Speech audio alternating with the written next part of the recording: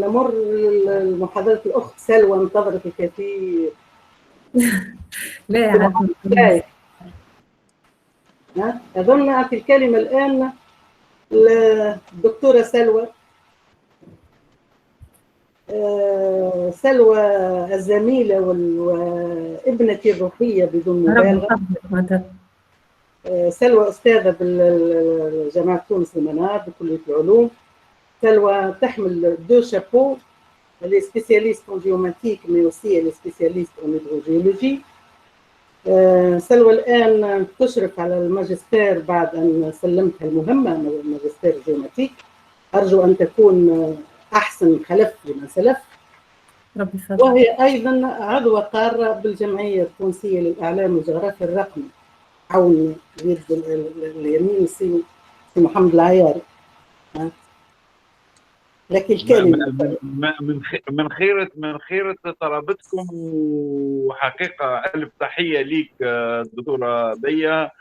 احنا حقيقة مش نجامل أنه كانت معنا الدكتورة سلوى منذ بداية دراستها الماجستير، يعني منذ سنوات طويلة، وكانت من خيرة الكفاءات. بل أنا أشهد أنه خيرة الكفاءات اليوم في مجال الجيوماتيك تخرجوا على يديها من كلية العلوم. ألف شكر لها ولنضالاتها، وألف شكر لها حتى اليوم دكتورة بيا والدكتورة سلوى على المجهود الجبار جدا لتسير هذه جلسة طويلة لأكثر من 6 ساعات و20 دقيقة إلى حد الآن، والنفس الطويل هذا. ألف شكر لكم كل الزملاء. خلص علينا عشاء سي محمد. إن شاء الله. تفضلوا، أهلا وسهلا. مرحبا. ما نعرفش مدام بيا si vous êtes en train de voir l'exposé. أنا je vois rien là. C'est le même problème que Naïma.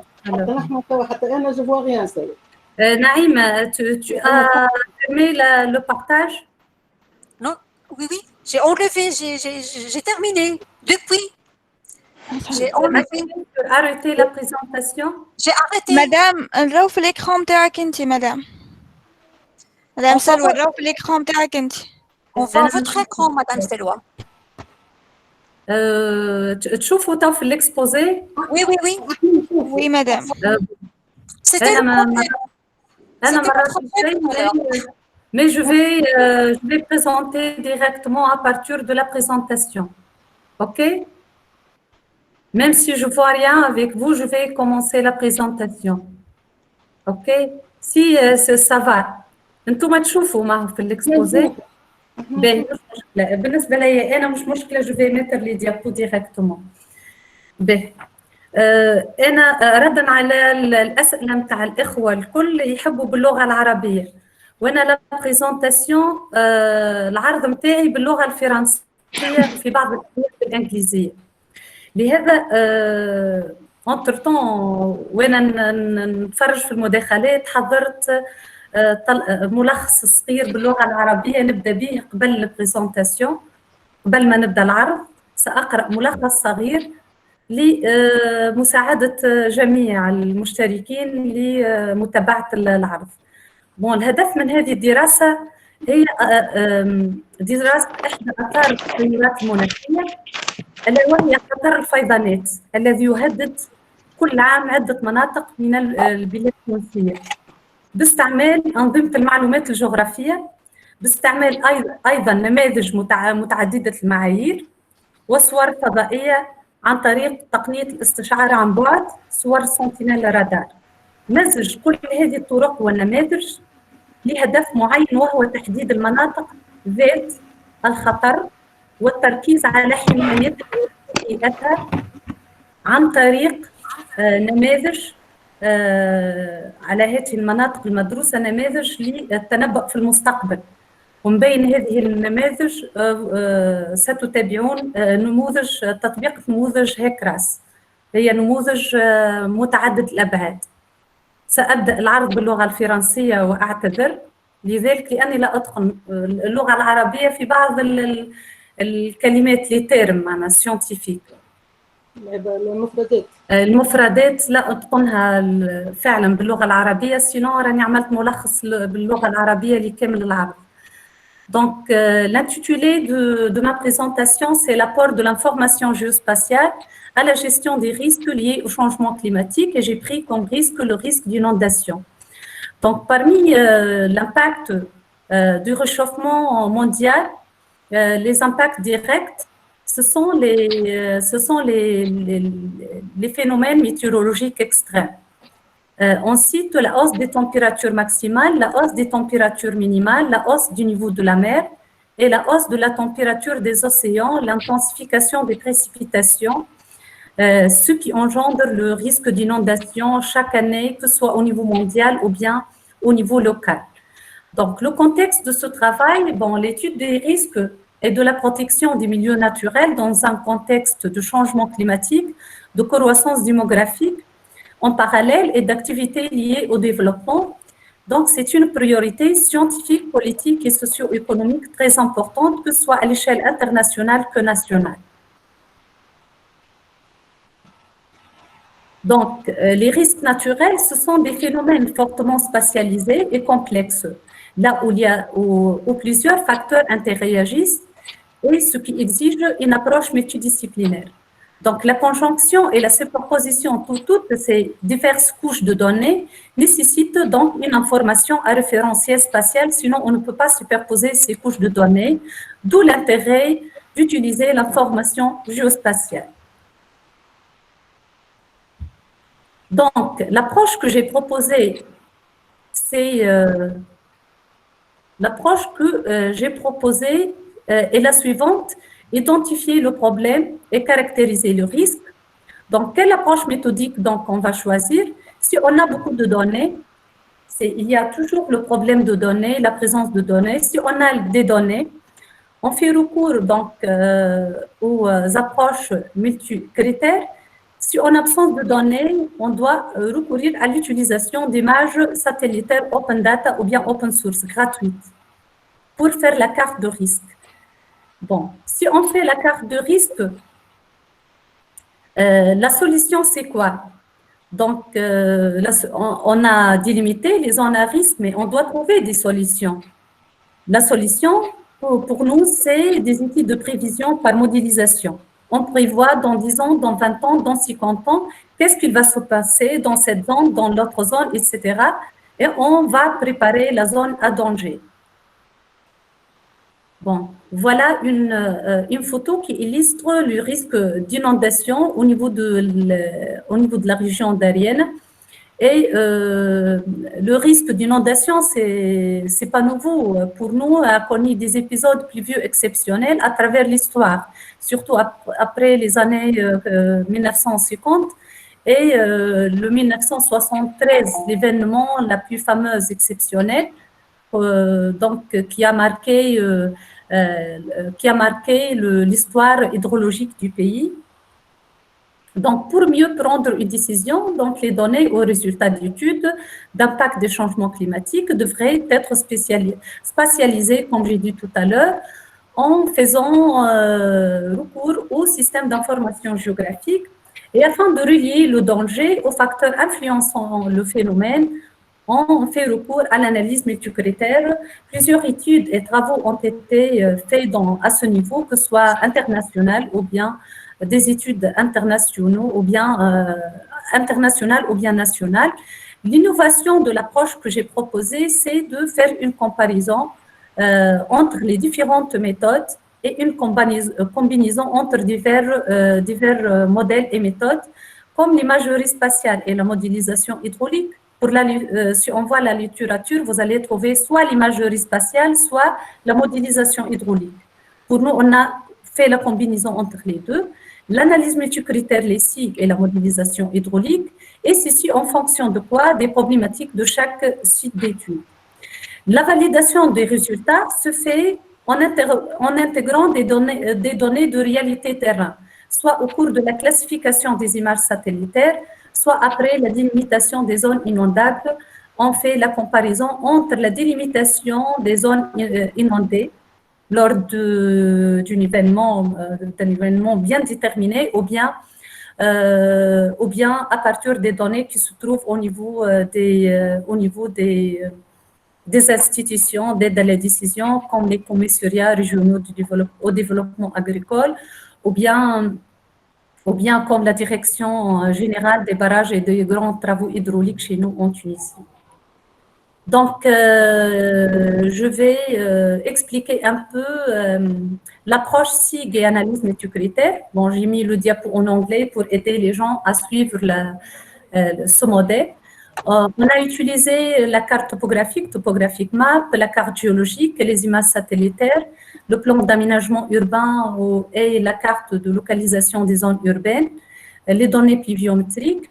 Et après traitement de toutes ces données pour avoir les cartes thématiques de la carte de densité de drainage, la carte de perméabilité, la carte d'occupation de sol, la carte des habitats spontanés sans permis de bâtir, les slums, et la carte d'intensité pluviométrique, une superposition pondérée sous un système d'information géographique.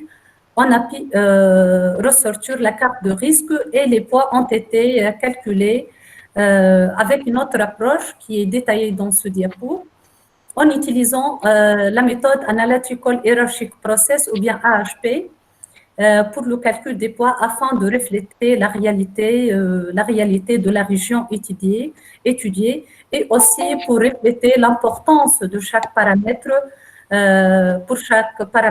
qui participe au risque.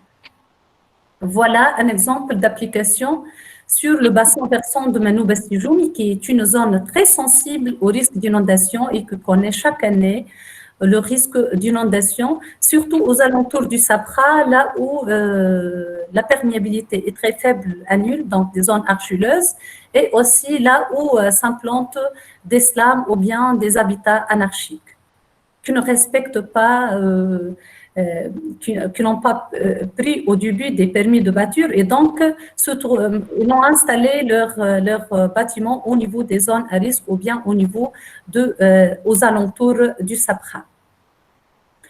Voilà comme cas qu'on a utilisé les SIG et l'analyse multicritère. À notre cas, on a utilisé les images satellitaires puisqu'on n'a pas les données, des couches de données comme tout à l'heure. Donc, on a utilisé des images gratuites, Sentinelle Radar, et c'était dans le cadre d'un projet CPR Inondation avec le Centre national de cartographie de la télédétection. Et à cet effet, je tiens à remercier tous mes étudiants qui ont participé à ce projet et qui m'ont aidé à avoir ces résultats-là. Et aussi, je tiens à remercier mes collègues du Centre national de cartographie et de la télédétection et surtout le coordinateur du projet, M. Ahmed Sil, pour son aide pour arriver au terme du projet.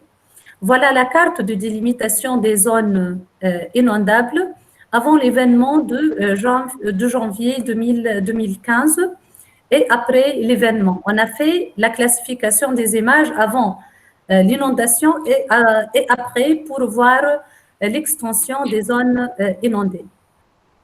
En utilisant des images Sentinelle Radar de bonne résolution, de résolution de 10 mètres, et qui sont des images gratuites.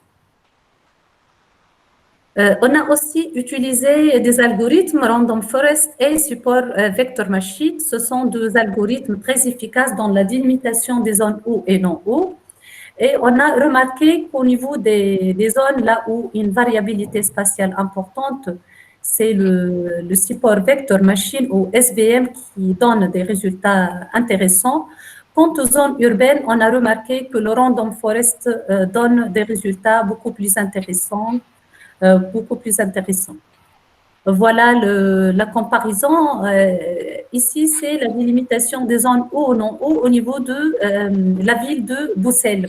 Cette ville qui connaît chaque année des inondations, avec une période de retour d'un an.